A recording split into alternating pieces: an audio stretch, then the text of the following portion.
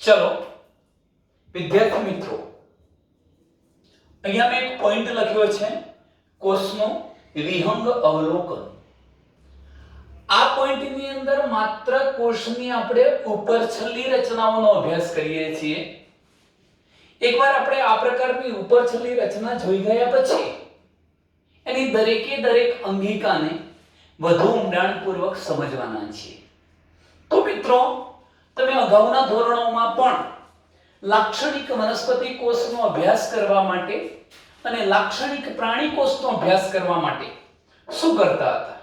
હું અહીંયા એક શબ્દ લખું છું કે જો મારે લાક્ષણિક વનસ્પતિ કોષનો અભ્યાસ કરવો છે, લાક્ષણિક વનસ્પતિ કોષ, અને હું બીજો શબ્દ અહીંયા લખું છું લાક્ષણિક પ્રાણી કોષનો અભ્યાસ કરવો છે। પહેલા તો અહીંયા જે શબ્દ લખેલો છે લાક્ષણિક, લાક્ષણિકનો મતલબ શું થાય? કોષમાં જોવા મળવા જોઈએ તેવા તમામ લક્ષણો ધરાવતો કોષ એને લાક્ષણિક કોષ કહેવાય, આદર્શ કોષ કહેવાય। કોષમાં બધા જ હોવા જોઈતા લક્ષણો હશે એ કોષ કયા પ્રકારનો કોષ કહેવાશે? લાક્ષણિક કોષ। એટલે ટૂંકમાં તમામ લક્ષણો ધરાવતા વનસ્પતિ કોષનો અને તમામ લક્ષણ ધરાવતા પ્રાણી કોષનો મિત્રો આપણે અભ્યાસ કરવો છે। તો શું કરીને અભ્યાસ કરી શકીએ? જો મારે લાક્ષણિક વનસ્પતિ કોષનો અભ્યાસ કરવો છે તો હું કોને લઈને એનો અભ્યાસ કરી શકું? તો એના માટે છે ડુંગળી। અને જો લાક્ષણિક પ્રાણી કોષનો અભ્યાસ કરવો છે તો હું ગાલના કોષોને લઈને એનો અભ્યાસ કરી શકું। મિત્રો, તમે જાણો છો કે ડુંગળીમાં સૌથી બહારનું જે આવરણ છે એને આપણે દૂર કરી દઈએ છીએ અને ત્યાર પછી ડુંગળીમાં સફેદ રંગના પડ જોવા મળે છે। એમાંથી તમે કોઈ એક ડુંગળીના પડનો નાનો ટુકડો લો, જેમ કે આપણે આટલો એક નાનો ડુંગળીના પડનો ટુકડો પસંદ કર્યો છે। આ સફેદ રંગનો જે ટુકડો છે એને પસંદ કર્યા પછી આપણે શું કરીશું કે ચીપિયાની મદદથી એની અંદર તરફ રહેલું એકદમ સફેદ રંગનું જે પાતળું આવરણ છે એને કાઢી લઈશું। આ સફેદ રંગનું જે તમને પારદર્શક આવરણ જોવા મળ્યું એને શું કરશો? તો એને મિથિલિન બ્લુ નામના અભિરંજકથી અભિરંજિત કરો, રંગીન બનાવો। અભિરંજકથી અભિરંજિત કરી એને રંગીન બનાવો, તે વાદળી રંગનું બની જશે। અને ત્યારબાદ શું કરીશું તો કાચની એક સ્લાઇડ લઈને પહેલા આપણે પાણીનું ટીમ્પું મૂકીશું, પછી આ જે ડુંગળીનું પાતળું પડ હતું એને લઈશું અને ત્યારબાદ એના પર કાચની કવર સ્લિપ ઢાંકીને માઇક્રોસ્કોપમાં જોઈશું, માઇક્રોસ્કોપમાં સૂક્ષ્મદર્શક યંત્રમાં જોઈશું તો આપણને ડુંગળીના કોષો જોવા મળે છે। કોના કોષો જોવા મળવાના છે? ડુંગળીના કોષો જોવા મળશે। વિદ્યાર્થી મિત્રો, તમે એ વખત આકૃતિ જોઈ હશે, જો કે ડિટેલમાં દોરવાની જરૂર નથી, પણ તમે ત્યાં આ પ્રકારની રચનાઓને જોઈ હશે, આ પ્રકારની રચનાઓ જોઈ હશે।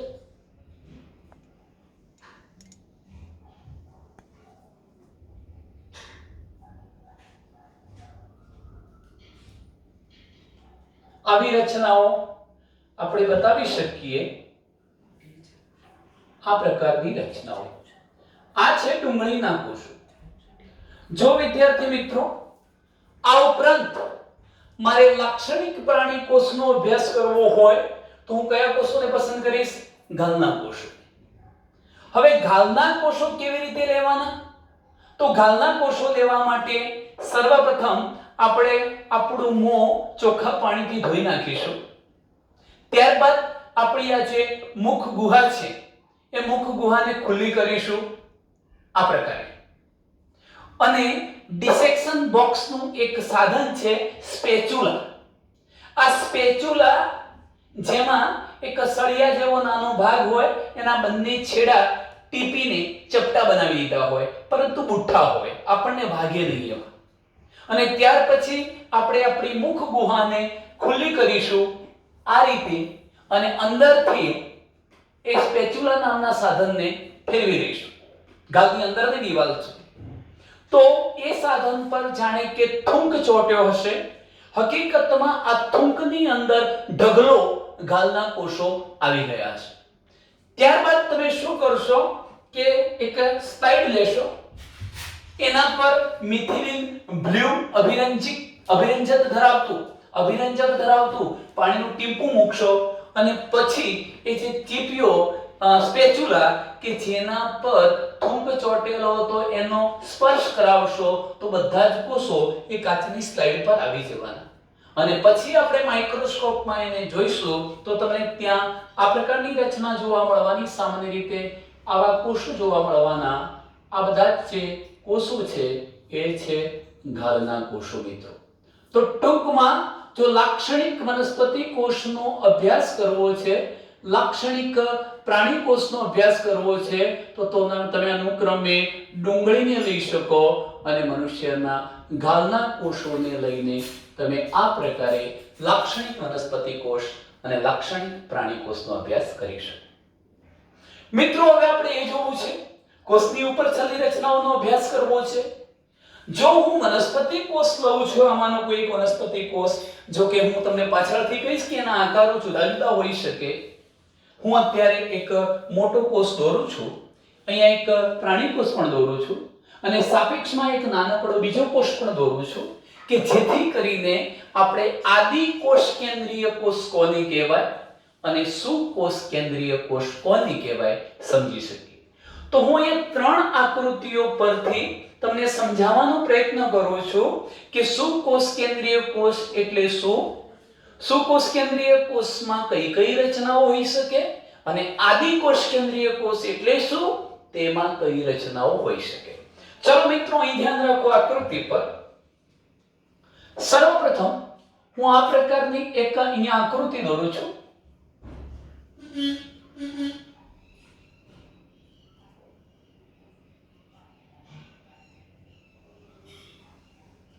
આ પ્રકારે મેં એક આકૃતિ દોરી છે મિત્રો.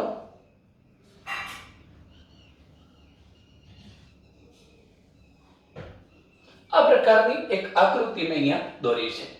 ચાલો અહીં ધ્યાન રાખીશું.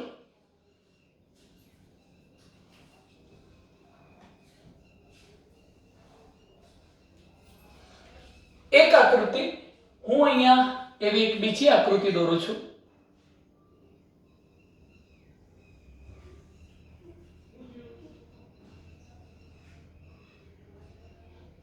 આ પ્રકારની મેં અહીંયા મિત્રો બીજી આકૃતિ બતાવી દીધી.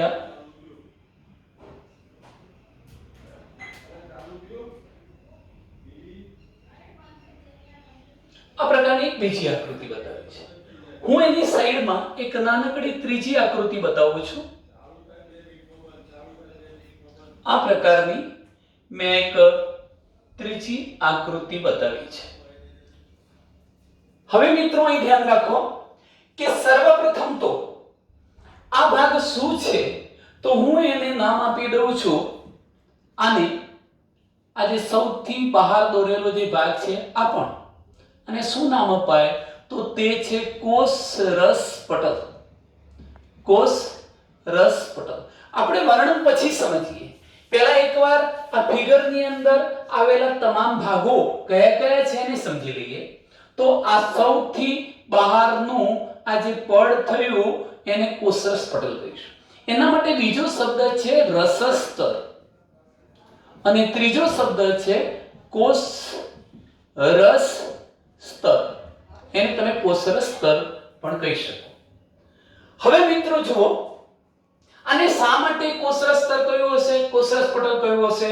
તો એનો અર્થ એવો થયો કે આ હું જે ટપકા દોરું છું, બ્લુ પેન થી મેં જે ટપકા બતાવ્યા છે એ છે કોષનું અર્ધ તરલ પ્રવાહી, અર્ધ તરલ, નથી એકદમ ઘટ્ટ કે નથી બિલકુલ પ્રવાહી એવો વિસ્તાર, અર્ધ તરલ જે પ્રવાહી બતાવું છું આને આપણે આધારક કહી શકીએ, કોષનું આધારક, અથવા કોષનું આધારક નથી કહેવું તો આ છે કોષનો કોષરસ. તો મેં અહીંયા બ્લુ રંગના જે ટપકા બતાવ્યા છે તે છે કોષનો કોષરસ, કોષનો આધારક. એના વિશેનું વર્ણન પણ આપણે પછી લઈએ છીએ. ચલો મિત્રો, મેં આ કોષનું શું બતાવી દીધું? આધારક, કોષરસ. બધામાં હોય, આપણે બતાવીએ છીએ પછી. ચલો, ત્યાર પછી તમે જુઓ એવી જ રચના હું આ કોષમાં પણ બતાવી દઉં છું. એટલે પ્રાણી કોષમાં પણ આ પ્રકારનું આધારક આવેલું હોય છે. પ્રાણી કોષમાં પણ આ રીતના આધારક જોવા મળે છે, કોષરસ જોવા મળે છે. આ પ્રકારનો અહીંયા શું બતાવી દીધો આપણે? કોષરસ બતાવ્યો. ત્યાર પછી જુઓ મિત્રો, હું એક જે મેં ત્રીજા નંબરનો કોષ બતાવ્યો છે, ખરેખર મારે એ કોષના આધારે તમને આદિ કોષ કેન્દ્રીય કોષ શું છે તે સમજાવવું છે. આદિ કોષ કેન્દ્રીય કોષ શું છે તે સમજાવવું છે. એટલે હું આદિ કોષ કેન્દ્રીય કોષમાં પણ આ પ્રકારનો કોષરસ કે આધારક બતાવું છું. ચલો મિત્રો, આટલે સુધીની ફિગર થઈ. આને આપણે નામ નિર્દેશન કરી લઈએ છીએ. અંદર રહેલો આ વિસ્તાર એને શું કહીશું? કોષરસ. આ કોષરસ છે. આ પણ શું છે? કોષરસ છે. તો કોષરસને ઘેરીને આવેલું આ સ્તર આપણે નામ આપી ચૂક્યા છીએ કોષરસ સ્તર અથવા કોષરસ પટલ કે રસસ્તર. મિત્રો, આ બંને કોષો મારે સુકોષ કેન્દ્રીય કોષો બતાવવા છે અને આને આદિકોષ કેન્દ્રીય કોષ કેવો છે કેવી રીતે કહી શકીશું? પણ એમાં પણ એક બાબત યાદ રાખો કે પ્રાણી કોષમાં સૌથી બહારની બાજુએ ફક્ત એક જ સ્તર આવેલું જોવા મળે છે, રસસ્તર, પરંતુ કોષ દિવાલ હોતી નથી. જ્યારે વનસ્પતિ કોષમાં આ કોષરસ સ્તર તો ખરું જ, પણ કોષરસ સ્તરની બહારની બાજુએ પણ એક પડ આવેલું હોય છે.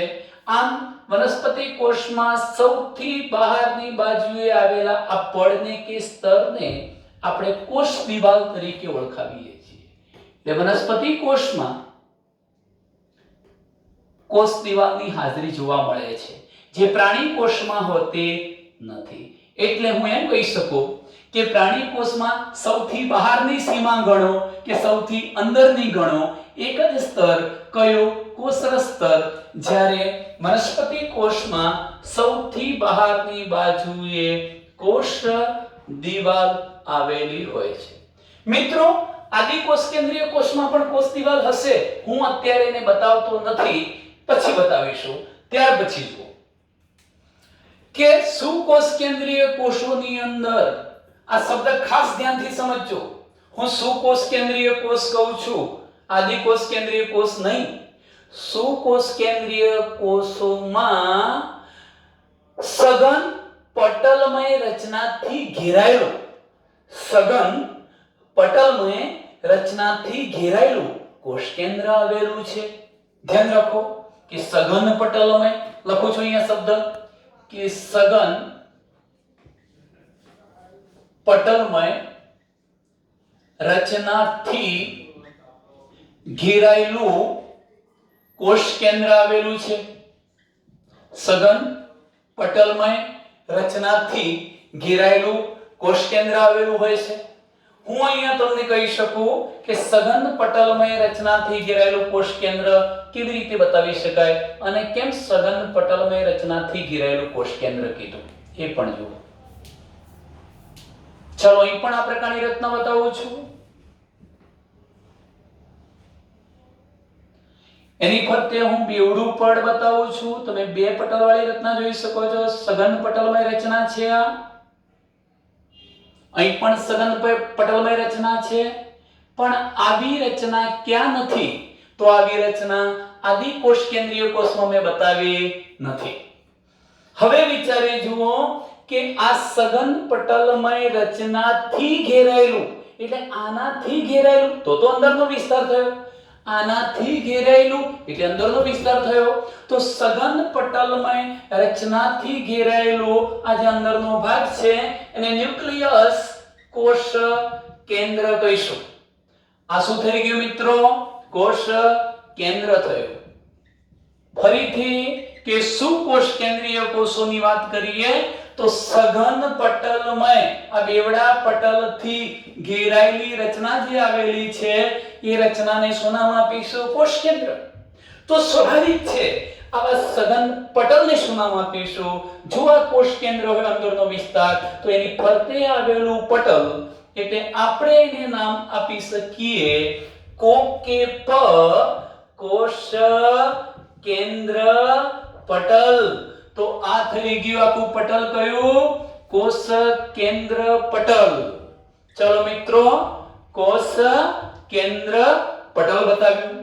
તમને એ પણ કહી દઉં તમારી જાણકારી ખાતર કે કોષ કેન્દ્ર પટલમાં પણ થોડા થોડા અંતરે આ પ્રકારના છિદ્રો છે અને આવા છિદ્રોને આપણે કોષ કેન્દ્ર પટલના છિદ્રો કહીશું. નામનિર્દેશન કરવાની જરૂરિયાત નથી. કોષ કેન્દ્ર પટલ સળંગ નથી, પરંતુ એમાં થોડા થોડા અંતરે આવા છિદ્રો છે અને જેને આપણે કોષ કેન્દ્ર પટલના છિદ્રો કહીશું. હવે જુઓ મિત્રો કે આ કોષ કેન્દ્રની અંદર શું આવેલું છે? તો કોષ કેન્દ્રની અંદર રંગસૂત્ર આવેલું છે. ક્રોમોઝોમ, આ રંગસૂત્ર દોર્યું મેં. રંગસૂત્ર છે, આ શું દોર્યું? રંગસૂત્ર. અને આ રંગસૂત્રની અંદર કોણ છે? તો રંગસૂત્રની અંદર આનુવંશિક દ્રવ્ય ડીએનએ આવેલું છે. ડીઓક્સી રિબોન્યુક્લિક એસિડ, જેને આપણે જનીન દ્રવ્ય, આનુવંશિક દ્રવ્ય કહીશું. મિત્રો તમે જાણતા હશો કે આપણા પિતૃઓના લક્ષણો આપણામાં ઉતરી આવે છે. કોના કારણે? આ જનીન દ્રવ્યના કારણે. એટલે એવું દ્રવ્ય જે પિતૃઓના લક્ષણોને એની સંતતિઓમાં વહન કરી જાય છે તેવા જનીન દ્રવ્યને શું નામ આપીશું? આનુવંશિક દ્રવ્ય. તો હું બે શબ્દો લખું છું. એક તો મેં લખ્યું કે કોષ કેન્દ્રની અંદર કોણ આવેલું છે? આ રંગસૂત્ર. અને બીજો શબ્દ લખું છું કે રંગસૂત્રની અંદર કોણ છે? જનીન દ્રવ્ય અથવા ડીએનએ, આનુવંશિક દ્રવ્ય આવેલું છે. આ જનીન દ્રવ્ય. અને તેથી જ મિત્રો તમને કહું કે કોષમાં ચાલતી તમામ પ્રકારની ક્રિયાઓનું નિયમન કોણ કરી શકે છે? કોષ કેન્દ્ર. માટે કોષમાં આવેલા કોષ કેન્દ્રને કોષની અંદર ચાલતી ક્રિયાઓનું નિયામકી કેન્દ્ર કહેવાય. ચલો મિત્રો, ત્યાર પછી જોઈએ છીએ. મેં આ શબ્દ તમને કહી દીધો હતો કે કોષની અંદર સુકોષ કેન્દ્રીય કોષ હવે કોને કહેવો છે એ ઘટના સમજાવું છું. આ બાબતના આધારે હું સુકોષ કેન્દ્રીય કોષ કોને કહેવાય? Eukaryotic cell. અને આદિકોષ કેન્દ્રીય કોષ એટલે પ્રોકેરિયોટિક સેલ કોને કહેવાય એ સમજાવી શકીશ. જેમ કે અહીંયા તો આ જનીન દ્રવ્ય છે કોષ કેન્દ્રની અંદર, અને આ જનીન દ્રવ્ય ડીએનએ સામા આયોજન પામેલું છે રંગસૂત્રમાં, એટલે કે એની ફરતે રંગસૂત્ર છે. પરંતુ તમે અહીં જોઈ શકો છો આ જે બેક્ટેરિયાનો કોષ છે એમાં એનું હું આજે દોરું છું આ રીતે. એ શું છે? એનું જનીન દ્રવ્ય, આનુવંશિક દ્રવ્ય, બેક્ટેરિયલ ડીએનએ છે. મિત્રો અહીં મને એક બાબત કહો, શું ત્યાં કોષ કેન્દ્ર છે? શું ત્યાં કોષ કેન્દ્ર પટલ છે? તો બેમાંથી એક જવાબ સાચો છે કે કોષ કેન્દ્ર તો છે. કેમ કોષ કેન્દ્ર છે? કોષના જે વિસ્તારમાં જનીન દ્રવ્ય ડીએનએ આવેલું છે તે વિસ્તારને કોષ કેન્દ્ર તો કહી શકાય. એટલે અહીંયા પણ જનીન દ્રવ્ય તો છે, માટે આપણે એને કોષ કેન્દ્ર તો કહીશું જ. એટલે કોષ કેન્દ્ર તો છે મિત્રો. પરંતુ અહીંયા કોષ કેન્દ્ર એટલે કે અહીંયા જે જનીન દ્રવ્ય ડીએનએ હતું, શું એ રંગસૂત્રમાં આયોજન પામેલું છે? આ કોષમાં રંગસૂત્રની હાજરી જોવા મળે છે? ના. એટલે અહીંયા રંગસૂત્રનું આયોજન હોતું નથી, પરંતુ એનું જનીન દ્રવ્ય ડીએનએ તો હોય છે. એટલે આની સરખામણી કોષ કેન્દ્ર સાથે તો કરી શકાય. પરંતુ આ કોષ કેન્દ્રની ફરતે તમે અહીંયા બેવડી પટલમય રચના જોઈ શકો છો? ના. જો બેવડી પટલમય રચનાથી ઘેરાયેલું કોષ કેન્દ્ર ન હોય તો તે કોષને શું નામ અપાય છે? આદિ કોષ કેન્દ્રીય કોષ કહીશું, પ્રોકેરિયોટિક સેલ. અને જો જે કોષોના કોષ કેન્દ્રની ફરતે બેવડા પટલ વાળું કોષ કેન્દ્ર પટલ આવેલું હોય, ફરીથી કે જે કોષના કોષ કેન્દ્રની ફરતે સુવિકસિત કોષ કેન્દ્ર પટલની હાજરી હોય તેવા કોષને કયા કોષ કહીશું? સુકોષ કેન્દ્રીય કોષ તરીકે ઓળખાવીશું. આને સુકોષ કેન્દ્રીય કોષ કહીશું મિત્રો. ચાલો, આટલી બાબતમાં તો તમે સ્પષ્ટ થઈ ગયા કે સુકોષ કેન્દ્રીય કોષમાં કોષ કેન્દ્રની ફરતે કોષ કેન્દ્ર પટલની હાજરી, આદિકોષ કેન્દ્રીય કોષમાં કોષ કેન્દ્રની ફરતે કોષ કેન્દ્ર પટલ હોતું નથી. બીજા નંબરનો તફાવતનો મુદ્દો કે સુકોષ કેન્દ્રીય કોષમાં એનું જનીન દ્રવ્ય ડીએનએ રંગસૂત્રમાં આયોજન પામેલું છે, એટલે રંગસૂત્રની હાજરી છે, પરંતુ આદિકોષ કેન્દ્રીય કોષમાં રંગસૂત્ર ગેરહાજર છે. ત્રીજા નંબરનો પોઈન્ટ અહીંયા બરોબર ધ્યાનથી સમજજો કે સુકોષ કેન્દ્રીય કોષો સામાન્ય રીતે કદમાં મોટા છે અને આદિકોષ કેન્દ્રીય કોષ કદમાં કેવો હોય છે? નાનો.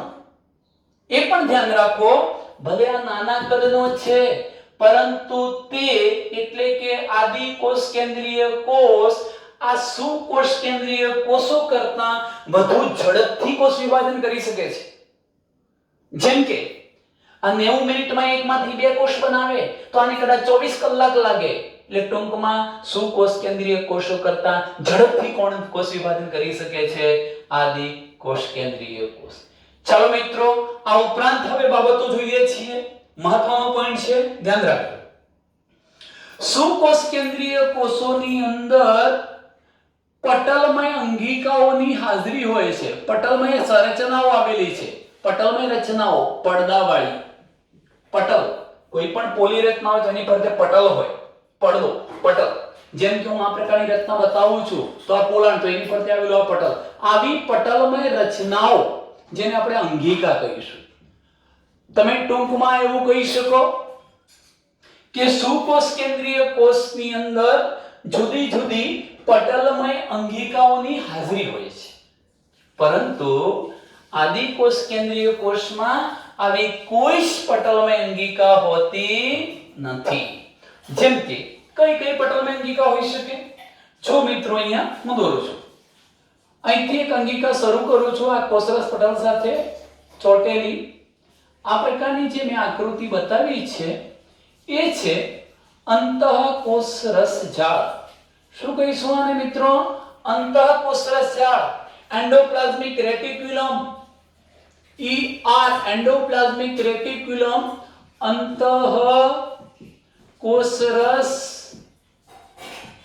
જાળ કહીશું. બીજા નંબરની અંગિકા બતાવું છું હું. અહીં તમે જોઈ શકો છો કે આ પ્રકારની રચના બતાવીશ.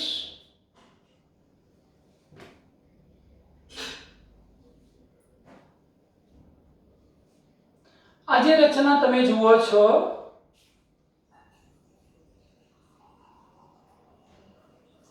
આ પ્રકારની જે રચના બતાવી છે મિત્રો એ શું છે? ગોલ્ગી કાય. આને શું કહીશું? ગોલ્ગી કાય. ગોલ્ગી કાય અથવા ગોલ્ગી પ્રસાધન નામની અંગિકા એ પણ પટલમય અંગિકા છે. ચાલો, એ જ મિત્રો આજે પુટિકા જેવી રચના બનાવી છે એને તમે લાઇસોસોમ પણ કહી શકો. તો મેં આ ત્રીજા નંબરની અંગિકા બતાવી દીધી, લાઇસોસોમ. તમે ક્યાંક વનસ્પતિ કોષની અંદર મોટી મોટી રસધાનીઓ બતાવી શકો. એટલે ધારો કે હું આ પ્રકારની જે રચના બતાવું છું એ શું છે? રસધાની. રસધાની એની અંદર ધાની રસ હશે, પછી જોઈશું.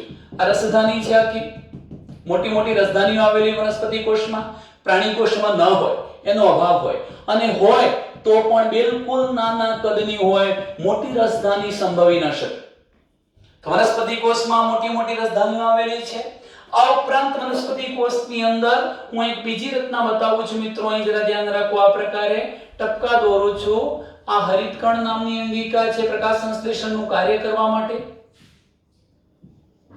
હરિતકણ નામની અંગિકા આવેલી બતાવી, જે પ્રાણી કોષમાં નહીં હોય. આ ઉપરાંત તમે જોઈ શકો છો હું અહીંયા કણાભ સૂત્ર બતાવું છું. માઇટોકોન્ડ્રિયા કોષનું શક્તિઘર, એના વિશે પછી રચના જોઈશું. આને નામ આપી દઈશું આપણે કણાભ સૂત્ર. કણાભ સૂત્ર. ત્યાર પછી અંદર માઇક્રોટ્યુબ્યુલ્સ સૂક્ષ્મ નલિકાઓ હશે, આ પ્રકારની સૂક્ષ્મ કાય રચનાઓ હશે. આવી બધી પટલમય અંગિકાઓ આવેલી છે મિત્રો. અહીંયા મેં આટલી અંગિકાઓ જનરલ અહીંયા બતાવી છે, એવું જ તમે પ્રાણી કોષમાં બતાવી શકો. જેમ કે આ પ્રકારની જે રચના આપણે બતાવીએ છીએ એ અંતઃકોષ રસજાળ છે. નામ નિર્દેશન કરવાની જરૂરિયાત નથી, અહીંયા આપણે ઓલરેડી લખી દીધું છે અંતઃકોષ રસજાળ. ધારો કે આ છે કણાભ સૂત્ર છે. અહીંયા આપણે આ પ્રકારે ગોલ્ગીકાય બતાવી દઈએ છીએ. આ ગોલ્ગીકાય છે.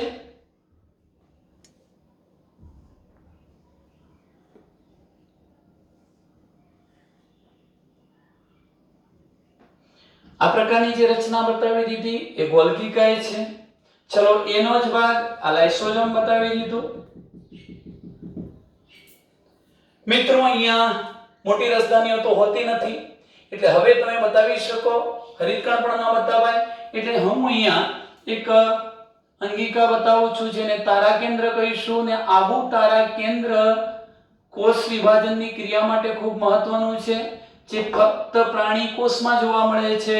શું નામ આપીશું આને? તારા કેન્દ્ર, જે વનસ્પતિ કોષમાં મોટા ભાગે જોવા મળતું નથી. તારા કેન્દ્ર. તો ટૂંકમાં આ બધી જ પટલમાં અહીંયા પણ સૂક્ષ્મ નલિકાઓ હશે, કોષરસ કંકાલ હશે, સૂક્ષ્મ કાય હશે. આવી બધી જ રચનાઓ હોવાની આ સૂક્ષ્મ નલિકાઓ જેવી રચના, આ બધાને શું નામ આપીશું? પટલમય અંગિકા તરીકે ઓળખાવીએ છીએ. હવે મિત્રો જુઓ, મોટા ભાગનું વર્ણન અહીંયા પૂરું થવા આવ્યું છે. મહત્વનો મુદ્દો કે જો આપણે વનસ્પતિ કોષનો અભ્યાસ કરતા હોઈએ તો સૌથી બહારની બાજુએ કોષ દિવાલ આવેલી હોય છે. એની અંદરની બાજુએ અંદરની સીમા કોષરસ સ્તર. પ્રાણી કોષમાં અંદરની કે બહારની એક જ સીમા કોણ હોય છે? કોષરસ સ્તર. બીજા નંબરનો મુદ્દો કે કોષરસ સ્તરની અંદરની બાજુએ અર્ધ તરલ પ્રવાહી આવેલું છે, જેને આધારક કે કોષરસ કહેવાય. કોષમાં ચાલતી તમામ પ્રક્રિયાઓ માટેનું આ સ્થાન છે. કોષરસમાં જ બધી પ્રક્રિયાઓ થાય. ઈવન એટલે સુધી કોષને એની જીવંત સ્થિતિ જાળવી રાખવી હોય તો પણ એ માટેની તમામ જૈવિક ક્રિયાઓ ક્યાં થાય છે? કોષરસમાં. ત્યાર પછીનો મુદ્દો કયો કે સુકોષ કેન્દ્રીય કોષ એટલે શું? તો જે કોષના કોષ કેન્દ્રની ફરતે બેવડા પટલવાળી રચના એટલે કોષ કેન્દ્ર પટલ હોય તેને સુકોષ કેન્દ્રીય કોષ, અને જેના કોષ કેન્દ્રની ફરતે કોષ કેન્દ્ર પટલ નથી તેને આદિકોષ કેન્દ્રીય કોષ કહેવાય. આ ઉપરાંત મેં તમને કહ્યું કે સુકોષ કેન્દ્રીય કોષમાં જુદા જુદા પ્રકારની પટલમય સંરચનાઓ આવેલી હોય છે જેને અંગિકાઓ કહેવાય. એટલે કે સુકોષ કેન્દ્રીય કોષોમાં જુદી જુદી પટલમય અંગિકાઓ આવેલી હોય છે, જ્યારે આદિકોષ કેન્દ્રીય કોષમાં આવી પટલમય અંગિકાઓ હોતી નથી. પ્રાણી કોષની અંદર કહું તમને તો પટલવિહીન અંગિકા તરીકે એક તારા કેન્દ્ર પણ આવેલું છે, જે કોષ વિભાજનની ક્રિયા સાથે સંકળાયેલું છે. એની હાજરી પ્રાણી કોષ વનસ્પતિ કોષમાં નથી જોવા મળતી. વનસ્પતિ કોષમાં આ મોટી રસધાનીઓ જોવા મળશે અને હરિતકણ નામની અંગિકા હશે, જે પ્રાણી કોષમાં નહીં હોય. એટલે મોટી રસધાની પણ નહીં હોય અને શું ના હોય? હરિતકણ પણ ન હોય. ત્યાર પછી મિત્રો તમે અહીંયા જુઓ, એક એવી અંગિકા છે કે જે પટલ વિહીન છે. એક એવી અંગિકા કે જે પટલ વિહીન છે, પટલ વગરની અંગિકા, પટલ વિહીન અંગિકા, અને એને નામ આપીએ છીએ આપણે રિબોઝોમ. આ રિબોઝોમ નામની જે અંગિકા છે એ સુકોષ કેન્દ્રીય કોષોમાં પણ હોય. આ તો જો કે આદિકોષ કેન્દ્રીય કોષ છે એટલે આદિકોષ કેન્દ્રીય કોષમાં પણ હોય. અને આ રિબોઝોમ નામની અંગિકા સુકોષ કેન્દ્રીય કોષમાં પણ હોય છે. કયા કોષમાં? સુકોષ કેન્દ્રીય કોષમાં પણ હોય છે. તો હવે આપણે એવું સ્પષ્ટ કહી શકીએ કે રિબોઝોમ નામની અંગિકા સુકોષ કેન્દ્રીય કોષ હોય કે આદિકોષ કેન્દ્રીય કોષ હોય, એ બંને પ્રકારના કોષોમાં આવેલી પટલવિહીન અંગિકા છે. અહીંયા એ પણ ધ્યાન રાખજો મિત્રો કે રિબોઝોમ ભલે સુકોષ કેન્દ્રીય અને આદિકોષ કેન્દ્રીય બંનેમાં છે, એનું સ્થાન ક્યાં? તો મોટા ભાગે તમે જોઈ શકો છો કે રિબોઝોમ કોષરસમાં મુક્ત રીતે આવેલી અંગિકા છે, એટલે કોઈની સાથે નથી જોડાયેલી. કાં તો પછી કેટલીક વાર એ જુદી જુદી અંગિકા, જેમ કે કણાભસૂત્રમાં પણ રિબોઝોમ હોઈ શકે, હરિતકણમાં પણ રિબોઝોમ હોઈ શકે, અને રિબોઝોમ આ અંતઃ કોષરસ જાળની સપાટી સાથે વળગેલું એટલે ચોટેલું પણ હોઈ શકે. આ આપણે રિબોઝોમ નામની અંગિકાનું મિત્રો અહીંયા સ્થાન ગયું. તમે આટલે સુધીની ઘટનાઓ સમજી ચૂક્યા હશો.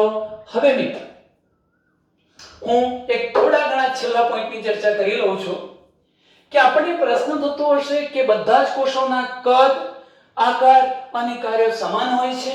ના. જુદા જુદા સજીવોમાં કોષો જુદા જુદા આકાર, કદ અને કાર્યો કરતા હોય. ઇવન એટલે સુધી કે એક જ શરીરમાં પણ અલગ અલગ પ્રકારના કોષો છે અને એ કોષોના કદ પણ જુદા છે, કાર્યો પણ જુદા છે. ટૂંકા કેટલાક પ્રશ્નો પૂછાય છે મિત્રો, આપણે અહીંયા નોંધતા પણ રહીશું. સૌથી પ્રથમ હું તમને કદના અનુસંધાનમાં કહેવા માંગુ છું કે આ દુનિયામાં સૌથી નાનામાં નાનું કદ ધરાવતો કોષ કયો છે? તો સૌથી નાનામાં નાના કોષનું નામ છે માઇકોપ્લાઝ્મા. શું નામ છે? સૌથી નાનામાં નાનો કોષ કોનો છે? માઇકોપ્લાઝ્મા. શું લખ્યું? માઇકોપ્લાઝ્મા. આ માઇકોપ્લાઝ્માની લંબાઈ અથવા એનું કદ કેટલું છે? 0.3 માઇક્રોમીટર. કેટલું? 0.3 માઇક્રોમીટર જેટલું. આ એક ટૂંકો પ્રશ્ન મિત્ર. બીજા નંબરનો મુદ્દો જો. બીજા નંબરનો પ્રશ્ન એ છે કે કોઈ આપણને એમ પૂછે કે બેક્ટેરિયાનું કદ કેટલું? આ બેક્ટેરિયા, તો એમ કહી શકાય કે બેક્ટેરિયા 3 થી માંડીને 5 માઇક્રોમીટર જેટલી લંબાઈ ધરાવે. કેટલી? બેક્ટેરિયા 3 થી માંડીને 5 માઇક્રોમીટર જેટલી લંબાઈ ધરાવે છે. ત્યાર પછીનો ત્રીજો ટૂંકો પ્રશ્ન તમને કહું છું કે અલગીકૃત કરેલો શાહમૃગનો અંડકોષ એ સૌથી મોટો કોષ છે. ફરી કહી દઉં મિત્રો, જોજો કે સૌથી મોટો અલગીકૃત અલગ પાડેલો કોષ શાહમૃગનું ઈંડું અંડકોષ છે. કોણ? સૌથી મોટો કોષ, સૌથી મોટો કોષ શાહમૃગનું ઈંડું અથવા તો અંડકોષ, શાહમૃગનો અંડકોષ છે. ત્યાર પછી હું બહુકોષી સસ્તનોની, જેમ કે આપણે વાત કરીએ તો આપણા જે રક્તકણો છે મિત્રો, આ પણ એક ટૂંકા પ્રશ્ન તરીકે લઈ લઈશું કે માનવીના રક્તકણો જે છે એ રક્તકણોનું વ્યાસ કેટલો? તો એ રક્તકણનો વ્યાસ છે 7.0 માઇક્રોમીટર. કેટલો? 7.0 માઇક્રોમીટર. ત્યાર પછીનો પાંચમો ટૂંકો પ્રશ્ન કે સૌથી લાંબામાં લાંબો માનવ શરીરનો કોષ કયો છે? ચેતાકોષ. શિખાતંતુ, અક્ષતંતુના પ્રવર્ધોની લંબાઈના કારણે એ કોષ કેવો છે? લાંબો કોષ છે. ચલો મિત્રો, હવે એક છેલ્લા પોઈન્ટ તરફ જઈ રહ્યા છીએ. કોષો અહીંયા કદની બાબતમાં તમે જુદા જુદા છે, નાના મોટા એવું જોયું. કાર્યની દ્રષ્ટિએ જુદા હોઈ શકે, પરંતુ કોષોના આકાર પણ એકબીજાથી જુદા હોઈ શકે. તો કોષો કયા કયા પ્રકારના આકાર ધરાવી શકે? ચલો આપણે આટલા વિસ્તારમાં અહીં લખીશું. કોષોના આકાર જુદા જુદા હોઈ શકે, જેમ કે કોષો બિંબાકાર એટલે કે રકાબી જેવા આકારના હોઈ શકે, કોષો થાંભલા જેવા એટલે સ્તંભાકાર હોઈ શકે, કોષો ઘનાકાર હોઈ શકે, કોષ બહુકોણીય આકારના હોઈ શકે, બહુકોણીય આકાર, કોષો તંતુ જેવા હોય એટલે કે તંતુમય આકારના હોઈ શકે, કોષો અનિયમિત આકારના પણ હોઈ શકે, અનિયમિત આકાર. જેને સામાન્ય રીતે બતાવવા હોય તો મિત્રો બિંબ આકારનો મતલબ એવો થાય કે આ બધા કોષો આપણે સામાન્ય રીતે આવા દોરીએ છીએ, આ પ્રકારના રકાબી જેવા કોષો દોરીએ છીએ, તો આને કહીશું બિંબાકારના કોષો. અહીંયા સ્તંભાકાર, સ્તંભ એટલે કે થાંભલા જેવા, તો આ પ્રકારે જેની લંબાઈ વધુ છે પહોળાઈ ઓછી છે એવા કોષો, એને આપણે સ્તંભાકાર કોષો કહીશું. ઘનાકાર એટલે શું? જે કોષની લંબાઈ, પહોળાઈ અને ઊંચાઈ લગભગ સરખી છે તેવા કોષો ઘનાકાર. હું આ પ્રકારે બહુકોણીય આકારના કોષો બતાવું છું, જેમ કે 6 ખૂણા પડ્યા, બહુકોણીય આકારના કોષો. કેટલાક કોષો મિત્રો આ પ્રકારે તાંતણા જેવા, આપણે સ્નાયુ પેશીના કોષો જોઈશું તો તંતુમય, અને કેટલાક કોષો મિત્રો આ પ્રકારના હશે જાણે કે અનિયમિત આકારના કોષો. તો ટૂંકમાં કોષોના આકાર વિવિધ હોઈ શકે. અસ્તુ.